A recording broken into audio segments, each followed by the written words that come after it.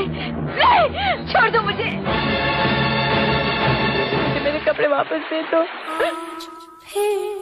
तुम पे प्यार आया है। क्या आपने कभी सोचा है कि लाखों दिलों पर राज करने वाली माधुरी दीक्षित को भी किसी फिल्मी सीन से डर लगता है? इतना डर कि आज भी उस सीन को याद करके उनकी रूह कांप उठती है।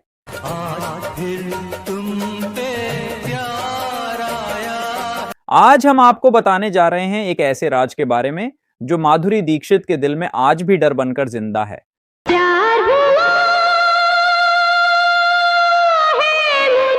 साल 1988 में माधुरी दीक्षित ने विनोद खन्ना के साथ दयावान की थी। इस फिल्म के दौरान विनोद खन्ना एक फेमस एक्टर थे और माधुरी का यह शुरुआती दौर था।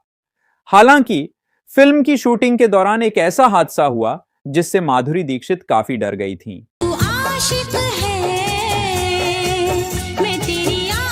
दोस्तों, ये तो आप सभी जानते हैं कि माधुरी दीक्षित बॉलीवुड का बड़ा नाम है। इन्होंने कई सारी हिट फिल्में दी हैं और साथ ही बॉलीवुड के टॉप एक्टर्स के साथ काम भी किया है।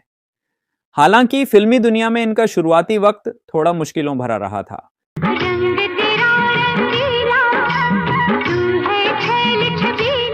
माधुरी ने साल 1984 में आई फिल्म अबोध से अपने करियर की शुरुआत की थी।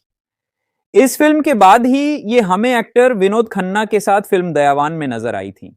ये फिल्म साल 1988 में रिलीज हुई थी और उस वक्त माधुरी का नाम इतना बड़ा नहीं था।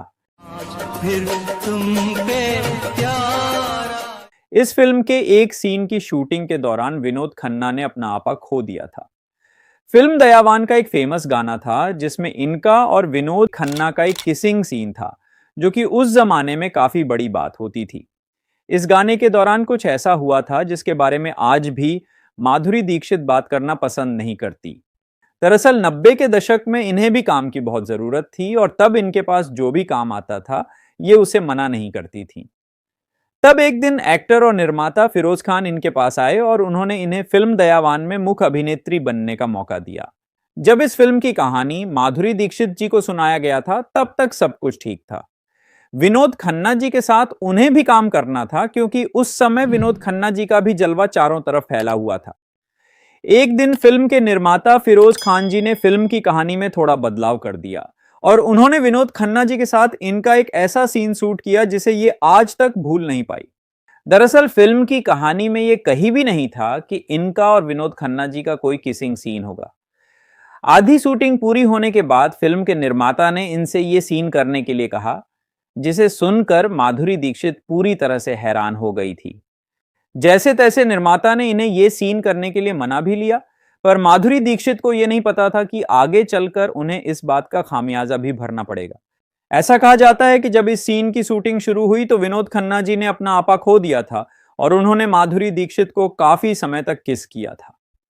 निर्माता के कट कहने के बाद भी विनोद खन्ना ने उनकी बात को अनसुना कर दिया था। इस बात से माधुरी इतनी दुखी हो गई थी कि उन्होंने तकरीबन 15 दिनों तक फिल्म की शूटिंग को रोक कर रखा था।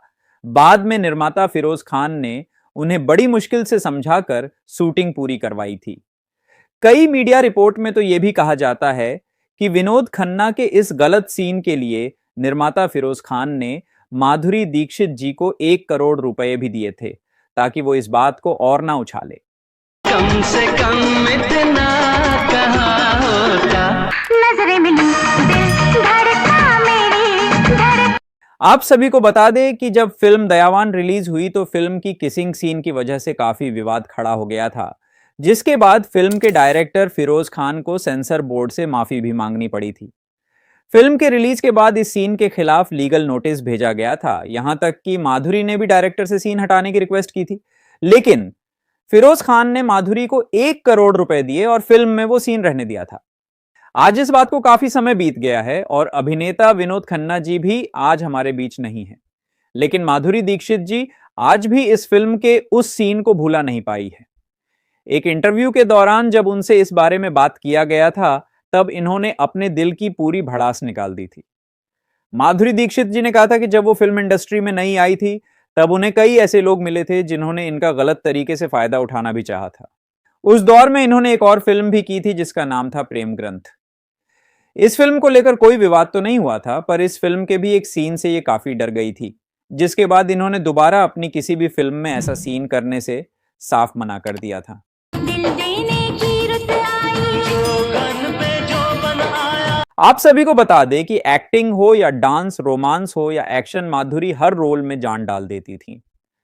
माधुरी की प्रोफेशनल लाइफ जितनी कामयाब रही, उतनी ही उनकी पर्सनल लाइफ भी अक्सर सुर्खियों में रही। उनका नाम संजय दत्त, अनिल कपूर से लेकर क्रिकेटर अजय जडेजा तक के साथ भी जोड़ा गया। अनिल कपूर और माधुरी दीक्षित की जोड़ी को दर्शकों ने खूब पसंद किया था। राम लखन, परिंदा और बेटा जैसी फिल्मों में दोनों की केमिस्ट्री ने पर्दे पर कमाल दिखाया था। इसी दौरान उनके अफेयर की खबरें भी मीडिया में आने लगीं, लेकिन जैसे ही इन खबरों के बारे में अनिल कपूर की वाइफ को पता चला, तो वो सेट पर अपने बच्चों के साथ पहुंच गईं। कहा जाता है, जब माधुरी ने अनिल को अपने परिवार के साथ समय बिताते हुए देखा, तो उन्होंने फैसला किया कि अब वह कभी भी उनके साथ काम नहीं करेंगी। हालांकि फिर कई साल बाद दोनों फिल्म पुकार में साथ नजर आए थे। इसके बाद दोनों ने साल 2019 की टोटल धमाल में भी काम किया था। ये रोज सुबह जल्दी उठते मुर्गे की तरह, फिर आधा अधूरा नहाते कौवे की तरह, फिर ब्रेकफास्ट करते बंदर की तरह, फिर ऑफिस को दौड़ते घोड़े की तरह, फिर काम करते गधे की तरह, फिर घर आकर दारू पीते हैं मछली की तरह, फिर मुझ पे भौंकते हैं कुत्ते की तरह, फिर खाना खाते हैं मगरमच्छ की तरह, और उसके बाद टांगे फैला के सो जाते हैं भैंस की तरह। देखो कैसे घूर रहे हैं उल्लू की तरह। आप इस खूबसूरत अभिनेत्री के फिल्मी करियर के बारे में क्या कहना चाहेंगे? और इसी के साथ आप हमें यह भी बताएं कि इनकी जोड़ी बॉलीवुड के किस एक्टर के साथ काफी अच्छी लगती थी? अनिल कपूर, संजय दत्त या फिर सलमान खान?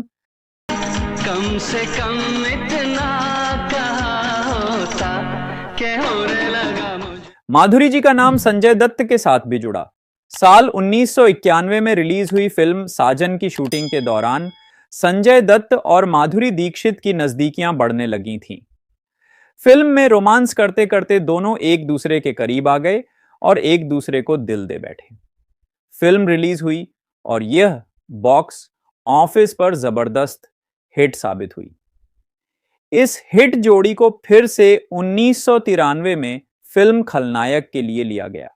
हालांकि फिल्म में माधुरी की जोड़ी असल में जैकी श्रॉफ के साथ थी, लेकिन फिल्म में वह ज्यादातर समय संजय दत्त के साथ ही नजर आई थीं।